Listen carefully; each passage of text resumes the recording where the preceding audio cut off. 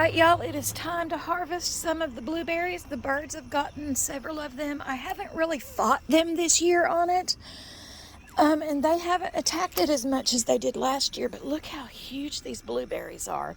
All right, so I'm going to get these picked up, and then I'll show you what I got.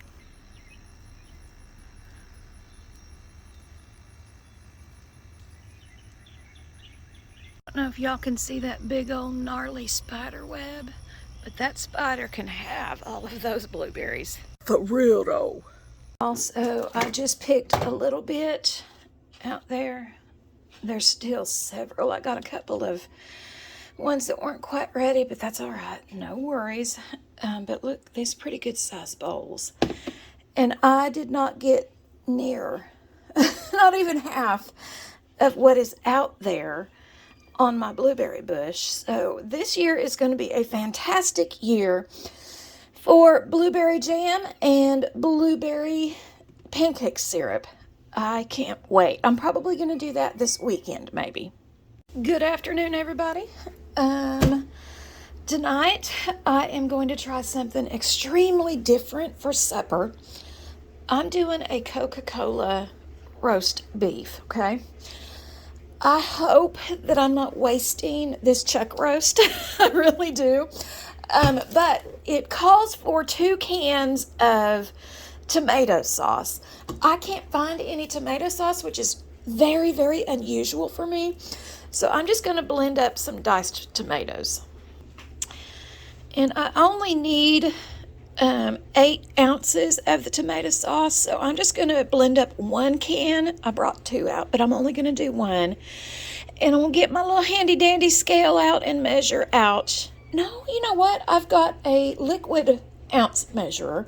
I'll just measure it out in that. I don't know what I'm thinking, y'all. Jeez. Okay, so in goes my tomatoes. And I am going to use the puree setting.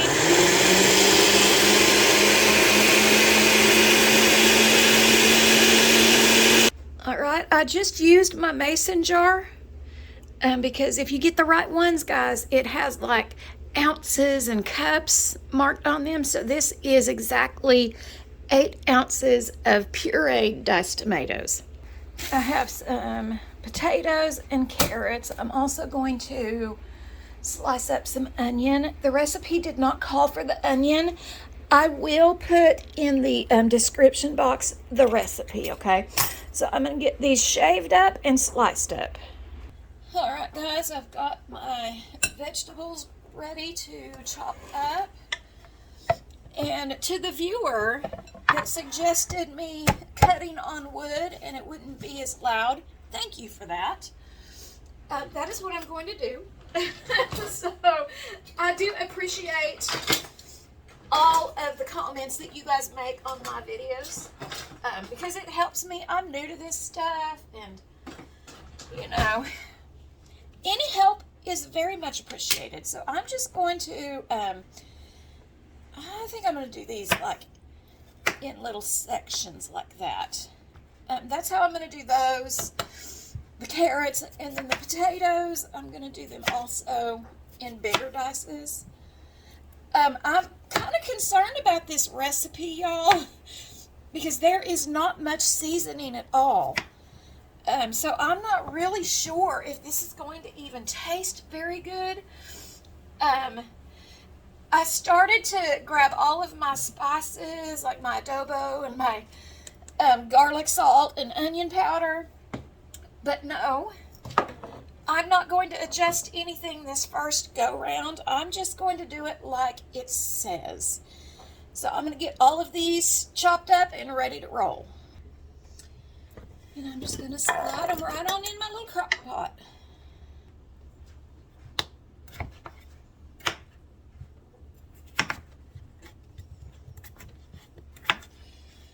Oh, the more I cut into this stuff, the more nervous I get, y'all.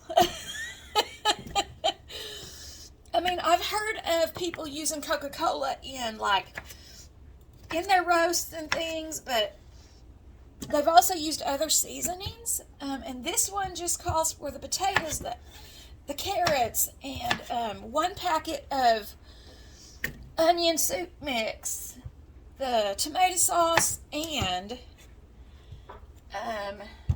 one other thing. Oh, the Coke. The Coke. All right, so can y'all let me know if it sounds better chopping with the wood? I feel like it's not as loud. And I did get a new microphone ordered, so hopefully that will help with my voice issues. But yeah. All right, guys. Now I'm going to put the meat in the crock pot. All right, I've got the meat in there, and I think I'm just going to go ahead and put all of the tomato sauce in here. Guys, I don't know if I'm going to be able to stick to the no other seasonings. I think I'm going to have to break that. Because I'm not real confident with this. So I just put in all the tomato sauce, and I did 14 ounces. And now I'm doing a Lipton onion soup mix. This one, I couldn't find the regular. This one is the beefy onion. And I figured it would be okay since, you know, this is beef and all. But, all right. I'm going to go ahead, I'm doing it, guys. I've got to do it. I'm going to go ahead and put some garlic salt in here and some onion powder.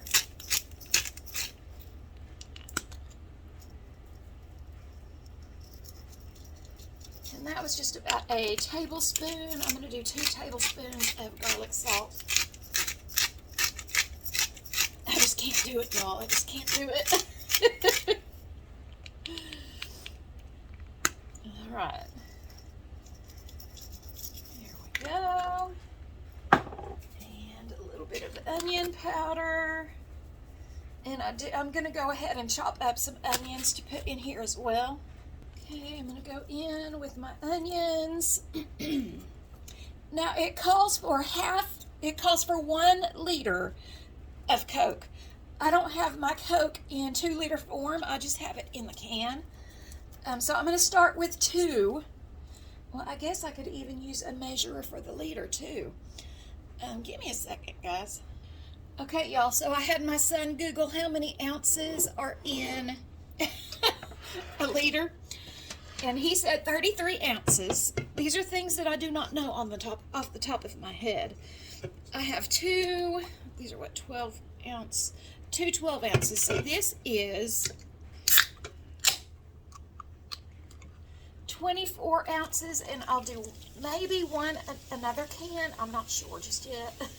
Y'all, I'm real nervous about this. I am incredibly nervous about this. Okay, let me make sure that's all that I need. Onion soup mix on top of brisket. Okay, it does say to sprinkle with ground ginger. I'm not a ginger fan, so I'm gonna skip that step. But I do need to do another half of a can of Coke. Okay, so I'm going in with another half of a can. Oh gosh, y'all, I'm so nervous. Has anybody ever tried this recipe? Like, am I just ruining a carcass here? All right, so I'm going to put this on slow cook for about, let's see, what time is it? It is 1:30 for about, I'm going to put it on high. And I'm going to check it at about 6:30 and kind of see what we got here.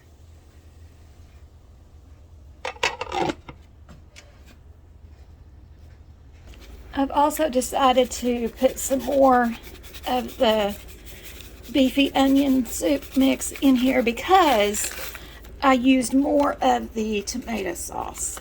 So, all right, guys, here we go. I've decided to be a little bit extra today, so I am also going to make some fresh bread so we can dip the bread in the gravy. Doesn't that sound fantastic? Okay, so I'm going to do a standard French bread recipe, but I'm going to do it when I bake it, I'm going to bake it in my little Dutch oven. because I want a round loaf. There's nothing better than cutting off a piece of warm bread. So that's what I'm going to do. So I'm just doing your standard. This calls for a 1.25 cups of warm water. Make sure my little paddle is good and secure in there.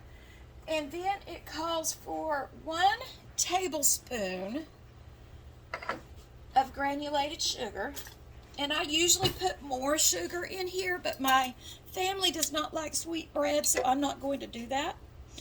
I'm going to stick with what it says and do 1 tablespoon. And then it calls for 1 teaspoon of salt. So I'm going to throw my little teaspoon of salt in there, just like that. Then 3.5 cups of bread flour. And I like to do this slowly because if you just dump it and don't pay attention, you're going to be wearing a bunch of the bread flour. All right. And now I'm going to make a little well. And then I'm going to put 2 teaspoons of active yeast. And I want y'all to see, for you new subscribers, my old people have seen this, but if you store your yeast in a jar, in a mason jar, I don't know if you can see how active that is. And I've had this in this jar for probably, I know, 6 months. It does amazing. It's fantastic. All right. All right, in we go. Just kind of clamp that down.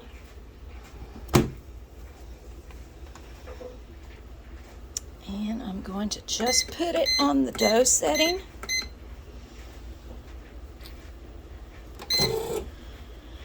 Okay, now it's super important that you let it do its thing for a few minutes and then you come back and you scrape the sides down. I'll show you how to do that.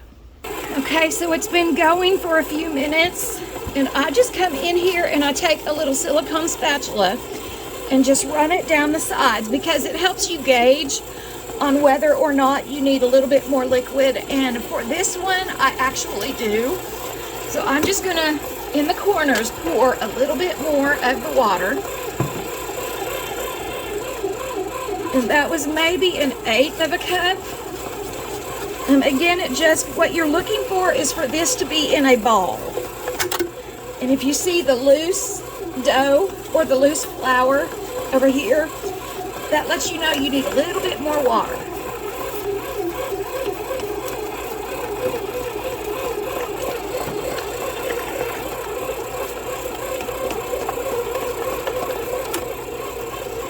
All right, that really did it. That's about when I start to see that the flour is off of the sides and can combine in with the dough ball, then I know that I am good to go.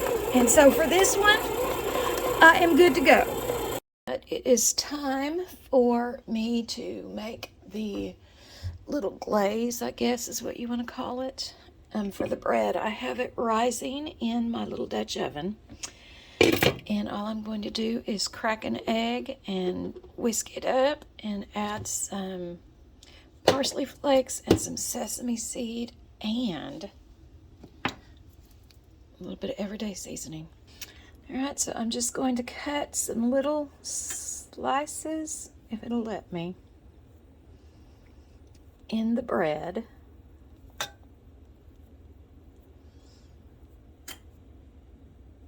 I don't know if it'll let me or not, but we're gonna try it and see. I'm trying to make it all pretty, but I don't know if that's gonna work or not.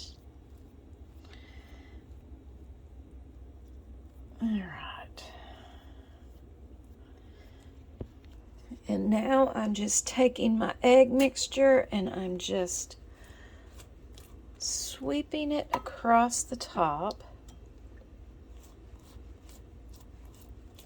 Some people just do egg whites. Some people just do the yolks. I just do it all. I just do it all. All right.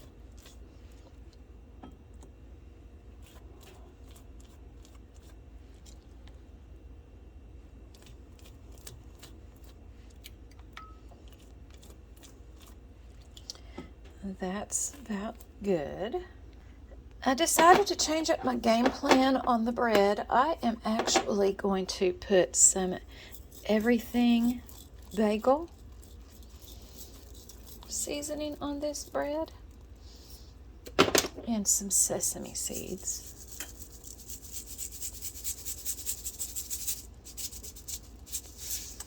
And I'm going to put the lid back on it and let it rise some more while my oven is preheating. All right, y'all, this is the finished bread, and I am not waiting until supper or until it cools down. I know that's the rule. You're supposed to do that, but I like warm bread, so I'm going to go ahead and cut some of this off and taste it right now. Look how beautiful that looks. Oh, y'all, I can't wait. I'm going to put some butter on this bad boy.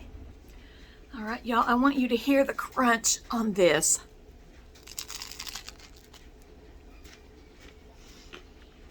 It's fantastic. Y'all, this is what it looks like. I have tasted it, and it's not bad, but it's not like the one that I normally make, so I probably won't make it like this again, but it's not bad. I just like the way I do it better.